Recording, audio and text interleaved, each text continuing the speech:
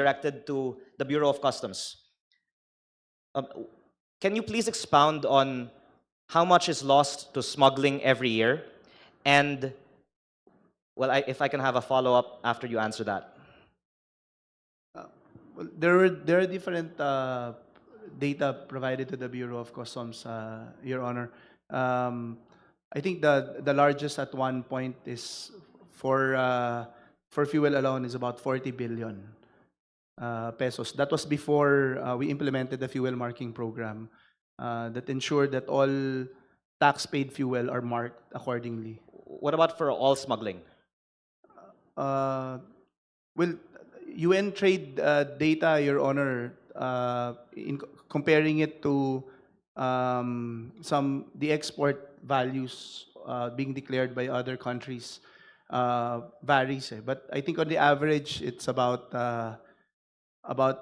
60 to 100 million, 100 billion a year. That was, but there were reconciliation already made by the Bureau, especially with China, which lowered that amount already. Because I think we were discussing that it could actually be in the hundreds of billions, but maybe this could be the subject of another further inquiry on smuggling. But I just am trying to respond to the need to raise more revenues without further burdening the people and in fact creating fiscal space for further tax decreases if we could clamp down on smuggling at the Bureau of Customs.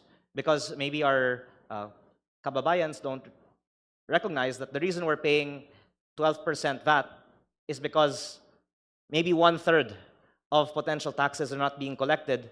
If only they were collected, perhaps we could be paying only an 8% VAT. If we could clamp down somewhat, then perhaps we could afford to pay a 10% VAT. But according to your estimates, it's closer to 100 billion and not in the hundreds of billions. Yes, Your Honor. That's on the latest data that being provided, and we welcome that suggestion, Your Honor. In fact, Thank you. one of the answers that we're looking for is the complete automation or digitalization of the Bureau. We're trying to wrap up the procurement of that particular endeavor within the year so we can implement it next year. That will answer to a lot of loopholes. And just to inform Your Honor, for your information, Your Honor, the Bureau of Customs for the first 3 months of the year, we've already hit, we're on track of hitting our targets.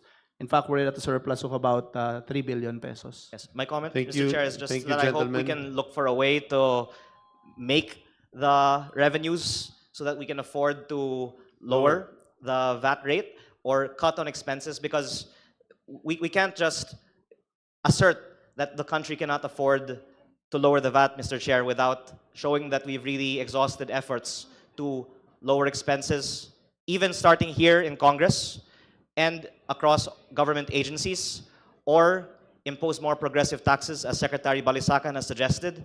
And if even after all of these discussions, there is still opposition to lowering the VAT, then perhaps we can identify who are those who are against it and put to a vote the matter so that the public will know who is really against lowering the VAT. I agree. Thank you very much, Kong Leanne.